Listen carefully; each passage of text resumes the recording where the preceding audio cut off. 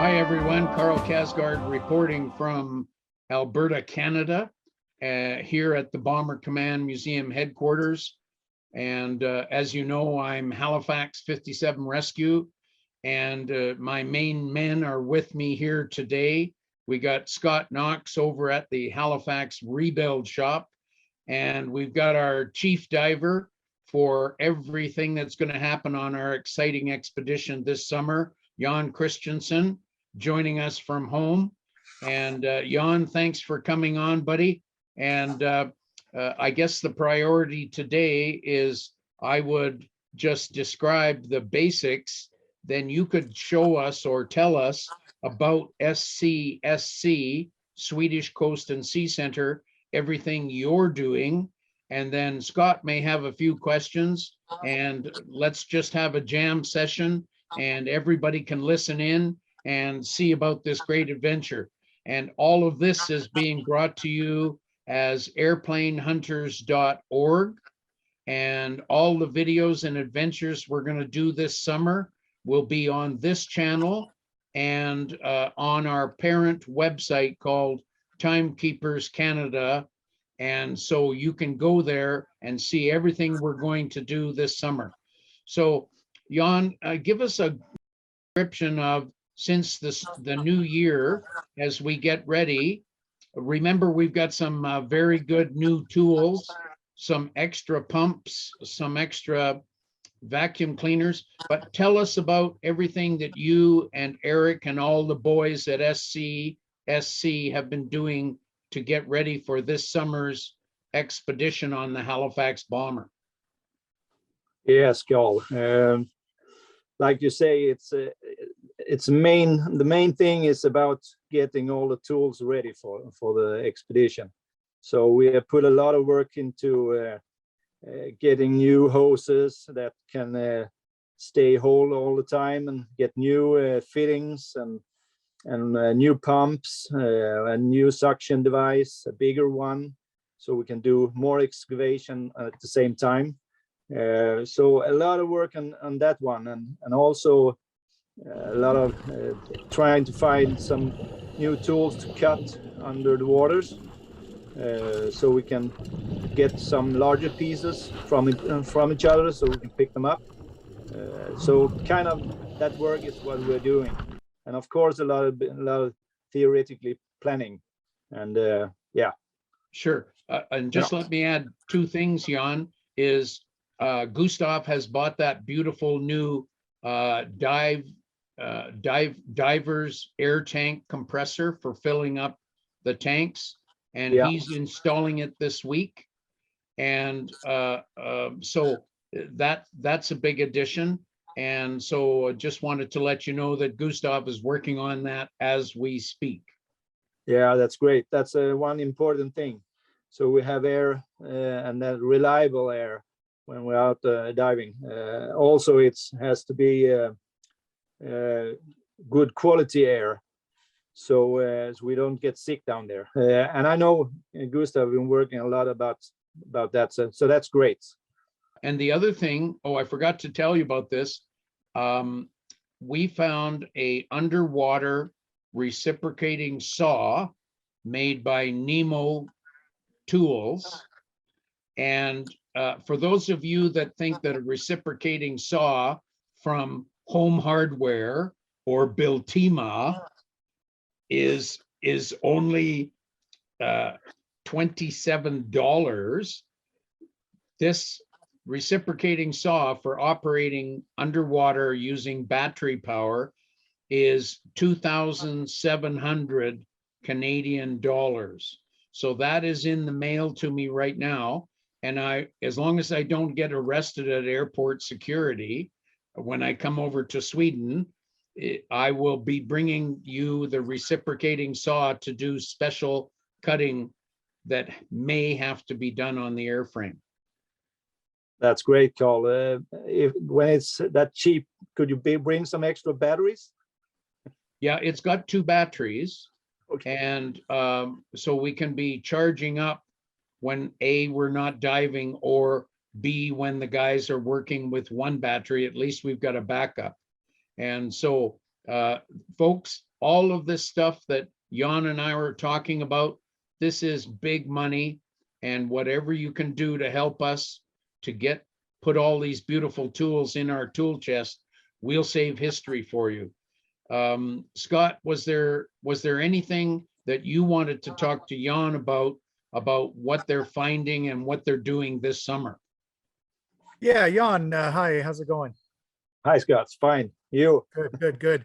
Yeah, so you can see behind me here, we're almost finished the wing. This is the underside of the wing here, but the skin on the other side is almost done now.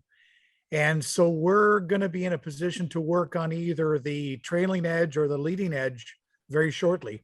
So I understand there's some parts down there that you may be able to get for us this summer, and that'd be brilliant. And by the way, I know you've got this wonderful saw with fresh batteries, but try not to cut as much as you can. Try to pull up stuff as intact as possible to save me doing too much work. Okay. So anyways, no, it's really good news. I'm joking. You do whatever you need to do, but yeah, no, this is really good work. So what are some of the parts that you think you may have there, and idea of like size and some of the complexities that you're going to have when you're pulling these up? Could you describe some of those for me? Yeah. First of all, I know you're not joking, Scott. We will bring them up in nice pieces. Take it very carefully. But yeah, like I told you, we have some new suction devices, and that makes us we can work double as fast than we have been doing before. And as we see all the pieces lying down under the sand, we have to dig them out first. So that's the first problem. There's a lot of digging to find pieces, and the pieces that we know, to get them excavated also, because all the things that we uncover from sand one year, the next year it will be all over sanded again. So we start over from square one. So yeah, but when it comes to exactly what pieces we have to take up this summer, we are not exactly, we have to identify all the pieces first. So we had a lot of big pieces that we don't know what is. And as soon as we get them excavated, we have to identify. Right, and we can prioritize those things that we need this summer, you know, do things kind of in order. So let's say we found a big chunk of a flap. How are you going to raise that up? You're using balloons, cables, ropes? Yeah, we're using balloons and multiple of them. We will secure them tight and lift in maybe 3 spots at a time. And that's 3 balloons. And then we get 2 extra balloons if some of them deflate on the way up. So right. As the cargo goes up in the water, does it go faster and faster as it reaches the top, or is it the same velocity all the way? Yeah, like we when you maximize we calculate on the volume to what we bring up. So we don't want to have an early lift when we fill a balloon. We right. want to fill it quite much. So when it goes up, the air expands and it goes quicker and quicker. But if we have the balloon 3/3 full from before it lifts from the ground, it cannot be that much more full. So then it goes right. easy up. Yeah. Good. Super. Yeah, because I remember when we were working on NA337 many years ago, we had to establish a maximum rate of lifting, because it starts to do what's called a dinner plate. The load will start to swash around, and it can actually do some damage to the structure if we're not careful. But yeah, so you obviously, and that's brilliant that you're taking that into consideration. That's really good. That's excellent.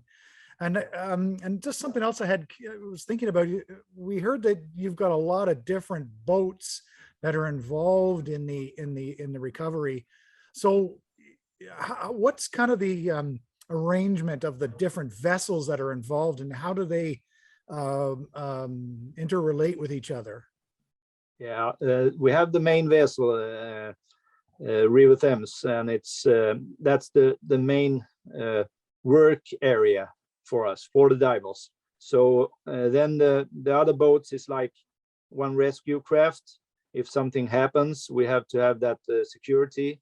We have one, and the one is one of the same is going to the port and back with divers, and also the other boats is most transporting divers. Right. And all of the divers, they're doing this as volunteers? Yeah, yeah, exactly. Amazing. Amazing. Yeah. That's brilliant. So, you know, just goes to show you how important this project is to so many people as an act of remembrance. That's brilliant. Yeah. You know, thank them for me next time, you know. Yeah, we sure will. We sure buy them will. a beer. Buy them Yeah, a beer. all right. Yeah, good, Yes. good thing. Yes, yes, we will have sustenance of life included when we are downtime with the diving team. Yeah. And yes, Scott, I would reiterate that to Jan as, you know, this is a great international team, and we are putting together all this effort to save this history. And all these guys that are coming from all over, it's a great, I don't know, it's a positive effort by everybody. Yeah. So, and Jan, what we'll do is, I know we've got a meeting coming up after the 18th of May, where we will talk about underwater procedures and what we're going to do. And if I can just touch the subject of, you can see how important those flap sections are to us that are laying in the sand. Yeah. And remember, we did find one rudder, and I believe right at the very last day of diving last year, we found a whole bunch of horizontal stabilizer. That is some pieces of airframe that go, if this is a rudder and this is a rudder, we found some pieces that go in between here under the sand. So you can see with Scott and his team, there are some really juicy portions of airframe that we would love to get by the time we finish our expedition this summer. Got a really good, interesting comments and more info on our grand adventure for rebuilding a Halifax and saving a Halifax from under the Baltic Sea. And so, Jan, is there anything you'd like to add as we prepare to sign off here? And we do appreciate you coming out, and good luck on your trip to the United Kingdom. Yeah, thanks a lot, Karl. Yeah, I just think I could mention about the team. We got a pretty good team this year of divers, I think about 5 to 10 divers a day. So in 2 weeks time, and it's different divers. So one day we stay 3-4 days, and there comes a new on board. So approximately 5 to 10 divers a day, all 2 weeks. So that's really good. Great. And Scott, before I sign off, can you give us your final comments and any reminders as we move forward in this adventure? Yeah, no, things are progressing well. And for all the folks out there, all the viewers, there's going to be a lot happening this summer, and you want to make sure you're getting all the updates. So make sure you like this video, please subscribe, and hit the notification bell to make sure that you get all the updates in a timely way and they come out in order. And brilliant. And thanks, guys. And nice talking to you again, Jan. Yeah, thank you too, Scott and Karl and everybody. Good work. Great. Well, thanks, guys. And we really appreciate all your efforts for saving this Canadian history. And so folks, I guess we're finishing our program here, but remember the grand adventure for diving on our Royal Canadian Air Force Halifax bomber will start the final week in June and move forward into July, at least 2 weeks, maybe a little more. So stand by because we're going to share all of this with you. And thanks to the internet and the videos being done by our team, you're going to see it firsthand. So there'll be more programs to come. You can see it all on TimeKeepers Canada and airplanehunters.org. Just go to TimeKeepers Canada and you'll see us at airplanehunters.org. So thanks for joining us, and hope to see you, hope to contact with you, and please support us. We're going to save this history for you. Bye for now.